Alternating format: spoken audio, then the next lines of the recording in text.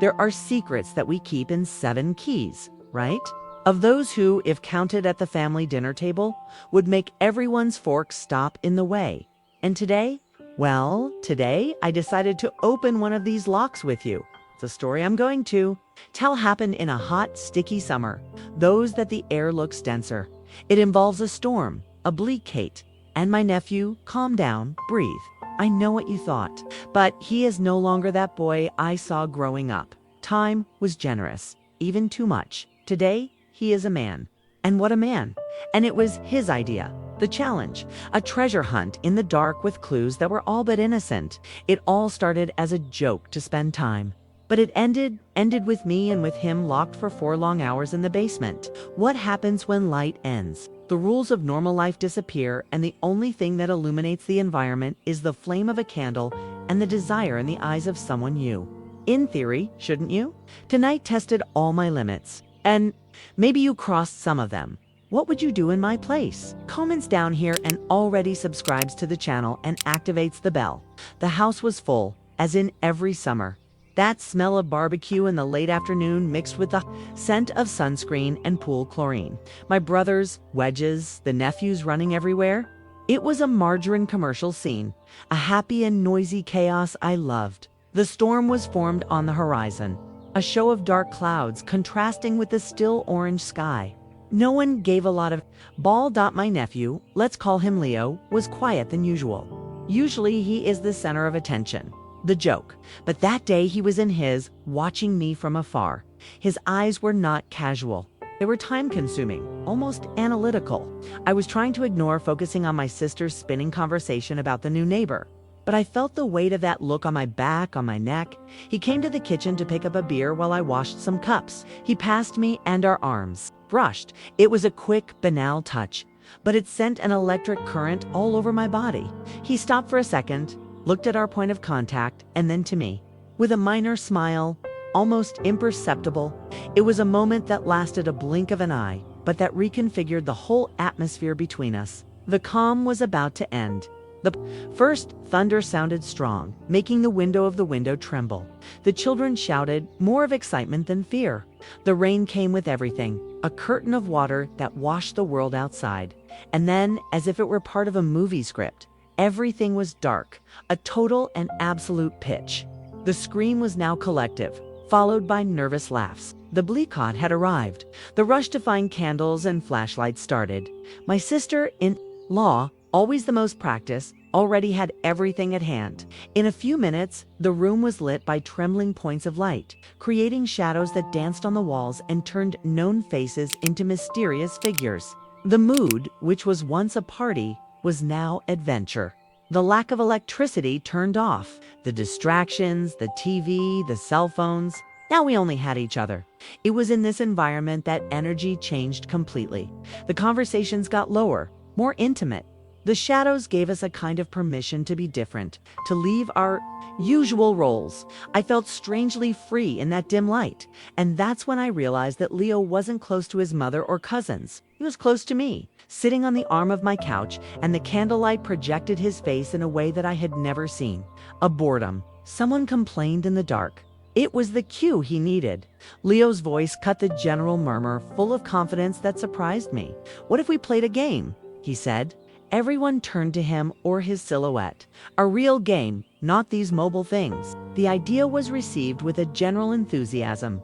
The night needed an entertainment. He got up, walking to the center of the room, lit by the candles. It looked like a master of ceremonies about to start a show.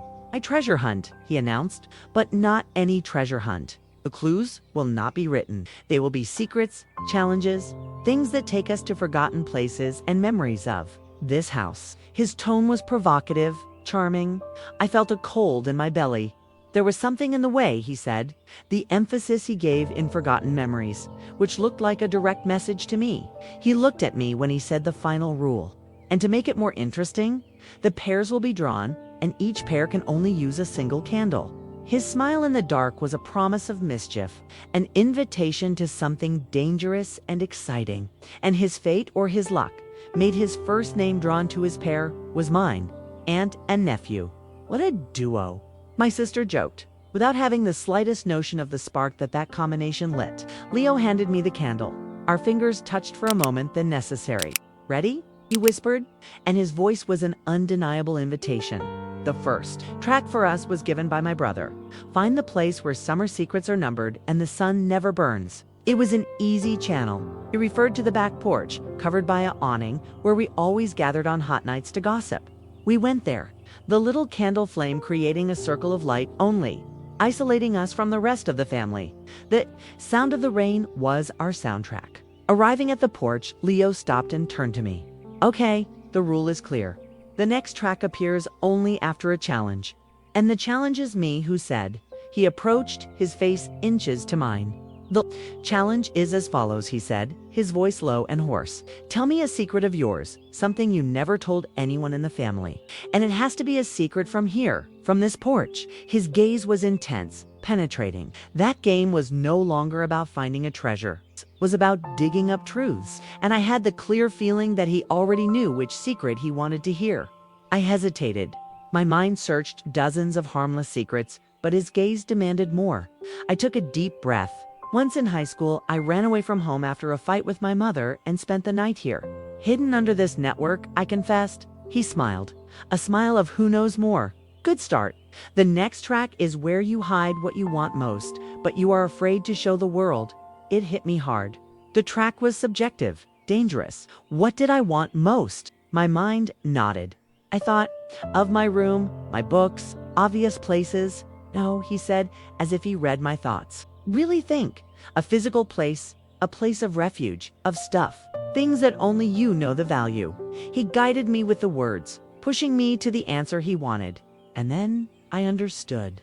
The basement, the place where my father kept his tools, but where I, in adolescence, hid everything important to me. Diaries, boyfriends, gifts, letters. A dark place, dusty and forgotten by all, except for me. And it seemed for him too. The basement. I said, "Low."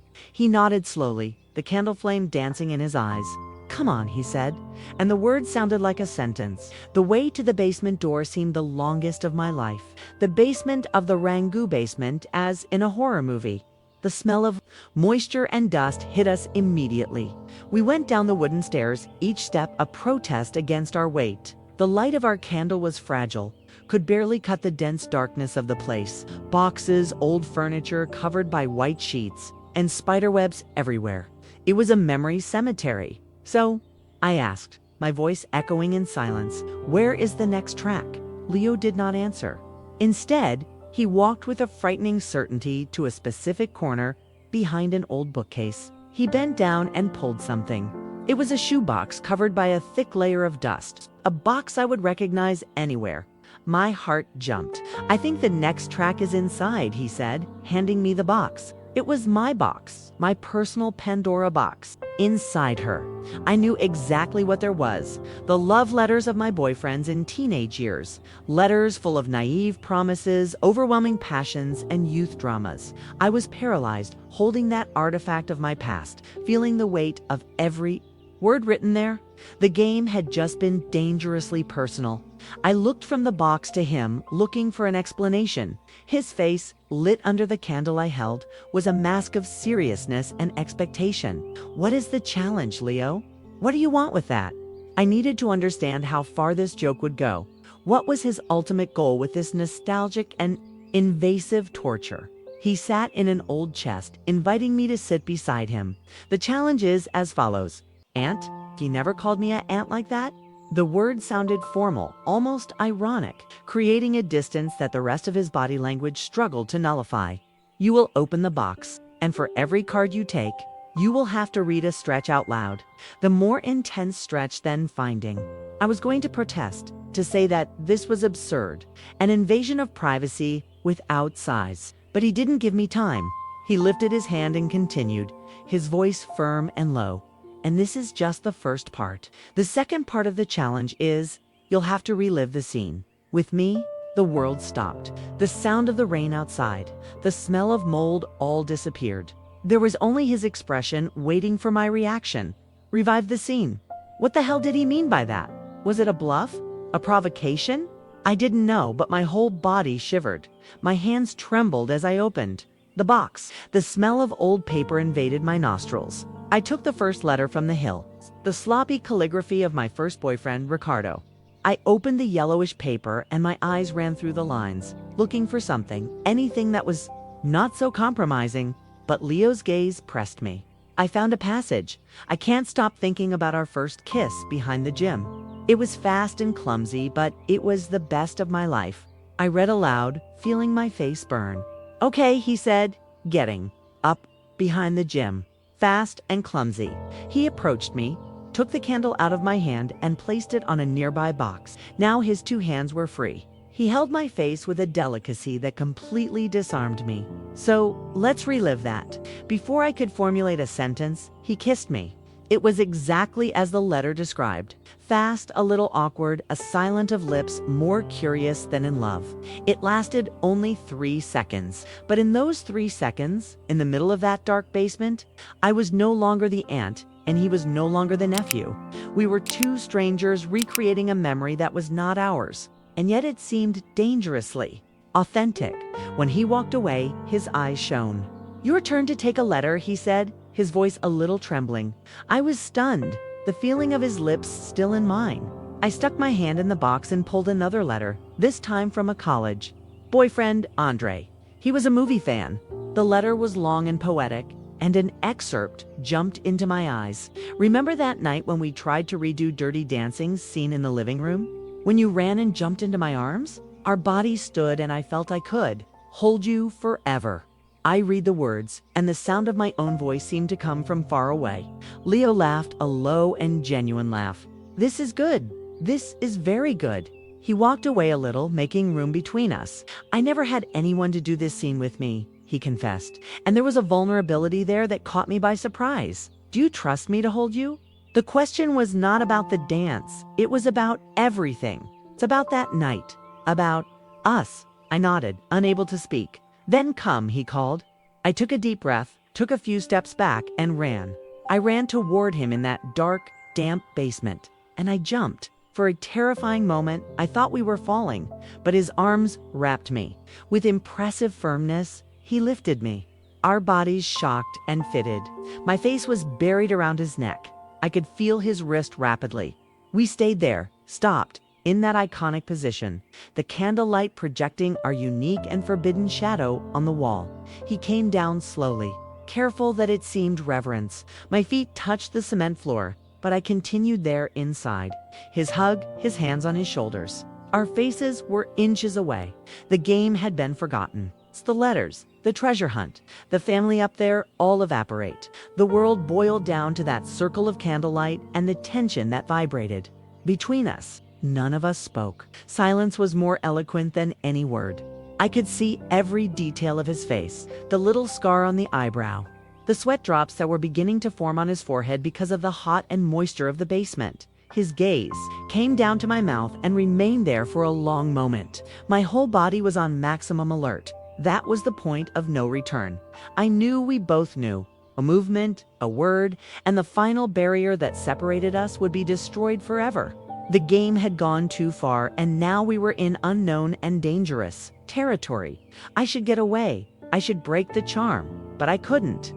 I was stuck, arrested by his look, the proximity of his body, and a terrible curiosity to know what would happen next. It was he who broke the silence, but not to move away. His voice was a whisper, almost inaudible. A letter is missing, he said. The final challenge. I didn't even have to take the box. He looked into my eyes, and I knew that this last part did not come from any yellowish roll. Came from him. The final rule was his. All these letters he started talk about things you did to them. Kisses, dances, promises. But what about the things you didn't do? The things you wanted to do, but didn't have the courage. The question stopped in the air, loaded with meaning. He was reading my soul, reading all my repressed desires, my secret teenage fantasies who have never left the roll of my diary. He leaned until his lips almost touched mine. The warmth of his breathing was delicious torture. The last challenge is this, he whispered against my mouth. Forget them. Forget the letters. Now it's about us. Do what you never did to any of them. It was more than a challenge. It was a permission. and order. It was an invitation for me to finally be the protagonist of a wish that I didn't even know that there was until that very moment. Time has froze. His challenge echoed in my head. Do what you never did. My mind was blank and at the same time 1,000 per hour. I leaned forward, closing the last millimeter that separated us. Our lips were about to really touch themselves, not as a renacitioin, but as an act of ours, real and definitive. And it was right now at this time, suspended in time, that we heard a sound from above, hurry steps in the corridor, and then a metallic, dry, and final sound, a loud and unmistakable click, the sound of a lock being locked outside. We moved away instantly as if we had a shock. The spell was broken. Ice panic replaced the heat of desire. We look at each other, our eyes wide. "Mom," Leo shouted, his voice suddenly young and scared. A muffled voice answered on the other side. Of the door, it was his mother, my sister-in-law. "Leo, I'm glad they are down there." I locked the door for security. One of the neighbors said he saw a huge rat coming in. "Stay there quietly, that tomorrow morning your father solves. Good night." And we heard her footsteps moved away. Trincados. She had locked us in the basement. The irony was cruel. The trap was not the desire, it was the metal. The silence that followed the sound of the steps moving away was the heaviest of all. Reality has fallen upon us as a concrete slab. We were arrested together in a dark basement. After all that had happened, the game, the joke, the seduction, all seemed ridiculous and childish in the face of the real situation in which we got into. The candle, which was once an accomplice and romantic, now seemed weak and about to go out, leaving us in full darkness. Leo tried to force the doorknob, to no avail. He knocked on the door, shouted, but no one answered. The storm outside was drowned up there, and the rest of the house had probably been collected. There was no way out. He turned to me, and for the first time that night, I did not see desire or malice in his gaze. I saw fear, and perhaps a drop of regret. The following hours were slow torture. We sit on opposite sides of the basement, the card box forgotten between us. The adrenaline lowered and the embarrassment took over. What do you say to someone in such a situation? Every minute it seemed an hour. We talk about banal things, time, his college, my work, anything to fill the silence and avoid the gigantic elephant that was sitting between us. The game was over, but the night was far from over. After what looked like an eternity of empty conversations, the candle finally began to fail, its flame decreasing until it became an agonizing point of light. It was on the verge of the total darkness that he said, and his voice had no joke. It was serious, raw, and vulnerable. "All this, the game, was a stupid excuse," he said to the floor. "I'm sorry. Shouldn't have done that." I didn't answer. I just waited. I felt there was more, that this was the true confession of the night. The candle tiled up one last time, plunging us into the complete darkness. Now we could no longer see each other, just feel each other's presence in the pitch. And it was in this darkness, protected by anonymity she offers, that he finally said, "It's not from today, you know."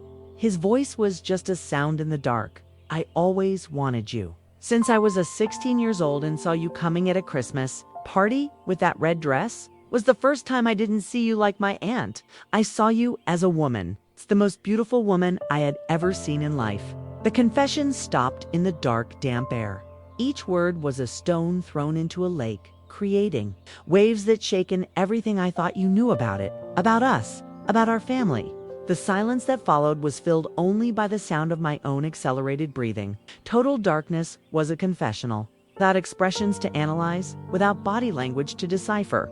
We only have the naked truth of words. Confession did not shock me as I should. Perhaps a part of me always knew, or maybe all night I prepared for that moment. The looks, the touches, the game, everything fitted.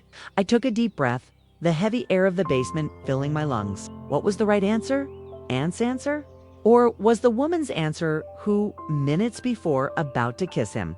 The truth is that the line between the two had become blurred, perhaps non-existent. Being silent would be an answer. Lying would be another. But the night was asking for honesty. "I saw it too," I said, and my own voice sounded strange to me. I saw you change, stop being my nephew and becoming a man. And I felt guilty about seeing. I notice, because you may feel something you shouldn't. I didn't say I wanted him. I didn't say he wanted him, but I said I saw him. And in that situation, in that context, to admit that I saw him as a man was the most dangerous and honest confession that I could offer. It was my way of saying that he was not alone in his forbidden feelings. After our confessions, we no longer speak. We stayed in their corner in the darkness, processing. I don't know if we slept. I don't think so. It was a wakefulness, waiting. Gradually, a thin line of gray light began to appear under the door crack. The dawn had arrived. The night was over. And with the light, reality was again imposed. We heard steps, my brother's voice. "Hey, why is this door locked?" And then the sound of the key spinning in the lock. The door opened at once, flooding the basement with the morning light. We both shrunk, our eyes burning. My brother-in-law looked at us confused. "What are you two doing here?" Leo was fast. The mother locked us here unintentionally, thought she had a rat. We ended up sleeping. The lie came out easy, natural. We left the basement and went back to the real world. The family drinking coffee, the sunlight, the smell of normal life. No one noticed anything.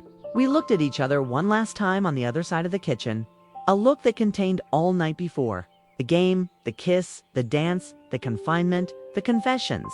A heavy and electric secret now existed between us. A secret kept under 7 keys in the basement of our memories. And the question that has been in the air, and that haunts me to this day, is what now?